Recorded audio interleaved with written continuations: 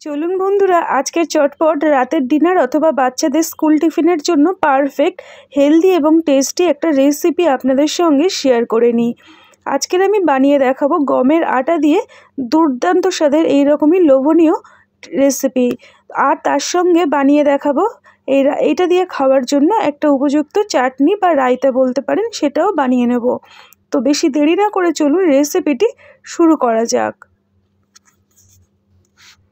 রেসিপিটি তো প্রথমে তৈরি করার জন্য এখানে আমি বড় সাইজের একটা এই রকম বাটি নিয়ে নিয়েছি বা পাত্র নিয়ে নিয়েছি। এবারে আমি এই 1 কাপ পরিমাণে সুজি নিয়ে নিয়েছি। আজকের রেসিপিটির জন্য আমার 1 কাপ সুজি প্রয়োজন। আর বাজারে যেটা নর্মাল আমরা প্যাকেট সুজি পেয়ে থাকি, ওই প্যাকেট সুজি আমি 1 কাপ পরিমাণে এই পাত্রটাতে ঢেলে দিচ্ছি। এবারে আমি এর মধ্যে দিয়ে দেব ঠিক 1 কাপ পরিমাণে নর্মাল টেম্পারেচারের জল। এবারে সুজিটাকে একটা চামচের সাহায্যে এইভাবে জলের সাথে ভালো করে মিশিয়ে নিচ্ছি।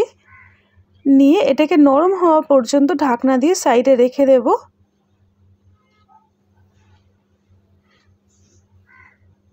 এটাকে ঢাকনা দিয়ে সাইডে আমি রেখে দিচ্ছি। তার মধ্যে বাকি রেসিপির যে কাজগুলো রয়েছে সেগুলো করে নিই।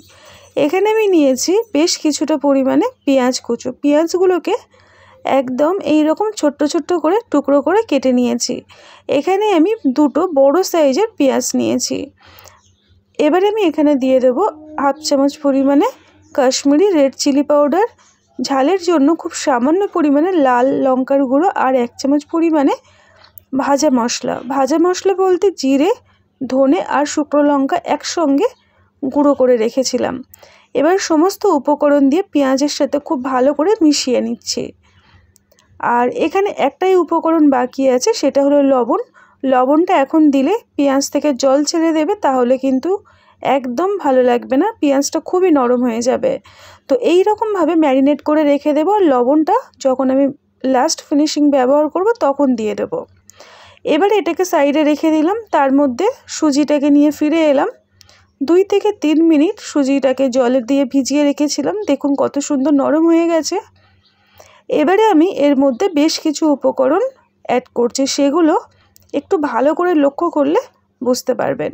প্রথমে আমি দিয়ে দিচ্ছি যে কাপ পরিমাণে সুজি নিয়েছিলাম, ওই একই কাপ পরিমাণে মেপে আটা নিয়ে নিলাম 1 কাপ। আরও আমি 1 কাপ পরিমাণে আটা এখানে অ্যাড করছি। আপনারা পরিবারের মেম্বারের হিসেবে এটা কম বেশি আটা এবং সুজিটাকে কম বেশি করে নিয়ে নেবেন। এবারে সুজির সাথে আটাটাকে ভালো করে মিক্স করব।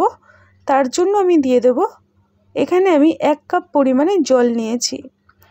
1 কাপ সুজির জন্য 1 কাপ জল, আর 2 কাপ আটার জন্য আমার কিন্তু 2 কাপ ঠিক নয়, একটু কম আমার জল লাগবে। তো 1 কাপ জলের মধ্যে অর্ধেকটা দিয়ে একটু মিশিয়ে নিলাম, আবার অর্ধেকটা অ্যাড করলাম। একেবারে পুরো জলটা দিতে যাবেন না, তাহলে কিন্তু আটার মধ্যে লাংস তৈরি হয়ে যাবে। তো সেগুলো আমাদের আবার নর্মাল করতে সময় লাগবে, সেই জন্য অল্প অল্প জল দিয়ে মাখতে হবে। এবারে দেখুন 1 কাপ ঠিক ভর্তি ভর্তি নয়, অল্প একটু কম 1 কাপ জল আমি এখানে নিয়ে নিলাম। মানে আটাটা 2 কাপ আটার জন্য আমার 2 কাপ ঠিক নয়, একটু কম 2 কাপ জল আমি নিয়ে নিয়েছি। জলের ব্যবহারটা কিন্তু অবশ্যই করে বুঝে শুনেই ব্যবহার করতে হবে। এই রেসিপিটির জন্য কিন্তু একদম পাতলা হয়ে গেলে বা খুব বেশি গাঢ় হলে একদমই ভালো হবে না। তো খুব ভালো করে সমস্ত সুজি এবং আটাটাকে ভালো করে মিক্স করে নিচ্ছি। এবারে আমি এখানে দিয়ে দেব যে কাপ পরিমাণে আটা এবং সুজি নিয়েছিলাম, ওই কাপ মেপে 1 কাপ পরিমাণে টক দই। যেহেতু আমি এখানে টক দই ব্যবহার করছি, তাই আমি 2 কাপ পুরোপুরি জল ব্যবহার করলাম না, কেন টক দইটা দেওয়ার পরে ব্যাটারটা কিন্তু অনেকটাই নরম হয়ে যাবে, তাই আমি জলের পরিমাণটা একটু কম করে দিলাম। এবারে আটা, সুজি এবং টক দই খুব ভালো করে কিন্তু মিক্স করে নিতে হবে, যাতে করে দইয়ের কিন্তু কিছু কিছু ডলা পাকানো অংশ থাকে, সেটা যেন না থাকে। এবারে কিছু উপকরণ আমি এখানে অ্যাড করছি।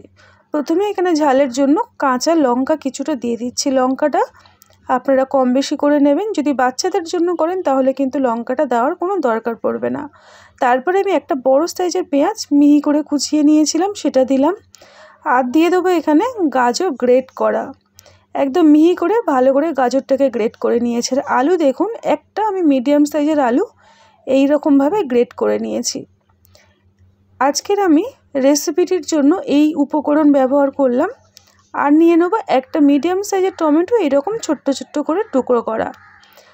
এখানে বন্ধুরা আমি কিন্তু এই সমস্ত সবজিগুলো ব্যবহার করছি। আপনারা যদি দেখেন এর মধ্যে কোনোটা অসুবিধা হচ্ছে নেই বাড়িতে, তাহলে এর পরিবর্তে কিন্তু আপনারা অন্যরকম নিজেদের পছন্দ মতো সবজি অ্যাড করতে পারেন। তার মধ্যে আপনারা চাইলে কিন্তু সবুজ ক্যাপসিকামও এর মধ্যে দিতে পারেন, খুব ভালো লাগে খেতে। এবারে সমস্ত কিছু কিন্তু খুব ভালো করে মিক্স করলাম, করে আমি স্বাদ মতো লবণ দিয়ে দিচ্ছি। আর দিয়ে দিচ্ছি হাফ চামচ পরিমাণে নর্মাল জিরে গুঁড়ো, এটা কিন্তু ভাজা নয়। আর দিয়ে দেবো হাফ চামচ পরিমাণে ধনে গুঁড়ো, আর দিয়ে দেবো হাফ চামচ পরিমাণে কাশ্মীরি লঙ্কার গুঁড়ো। এবারে এই মশলা এবং লবণ দিয়ে সমস্ত উপকরণ এবারে খুব ভালো করে কিন্তু মিক্স করে নিতে হবে, যেন এর মধ্যে কোনো রকম দলা পাকিয়ে না থাকে। তো একটু সময় নিয়ে 1 থেকে 2 মিনিট সময় নিয়ে ভালো করে মিক্স করে নিলেই আজকের আমাদের দেখুন ব্যাটারটা ঠিক এইরকমভাবে রেডি হয়েছে। এটাকে আমি সাইডে রেখে দেবো সবজিটাকে নরম হওয়া পর্যন্ত। তার মধ্যে এই টিফিনটা খাবার জন্য একটা চটপট রায়তা বানিয়ে নেব। তার জন্য আমি এখানে একটা শসা নিয়েছি খোসা ছাড়িয়ে, আর এইভাবে গ্রেটারে গ্রেট করে নিচ্ছি।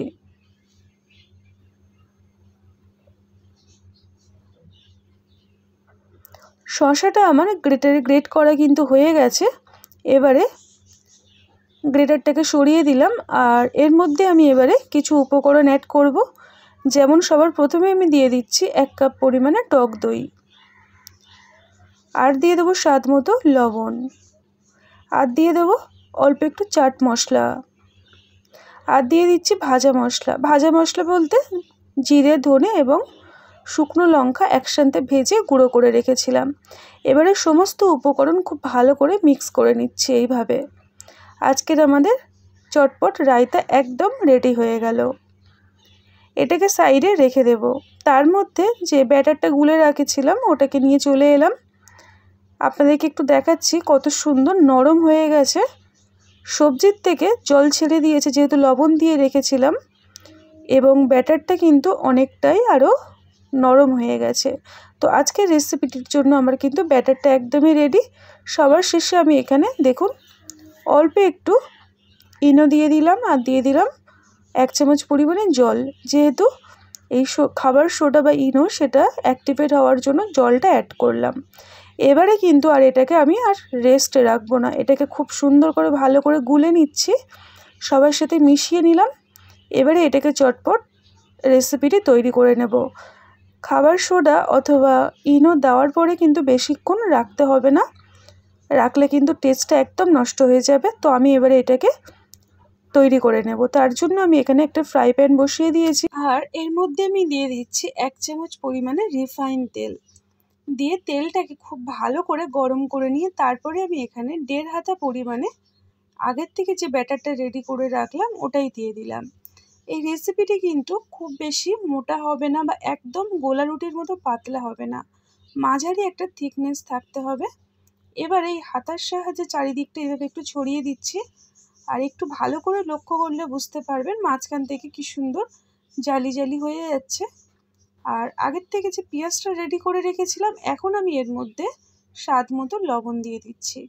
দিয়ে পেঁয়াজটাকে লবণের সাথে খুব ভালো করে মিক্সড করে নেব।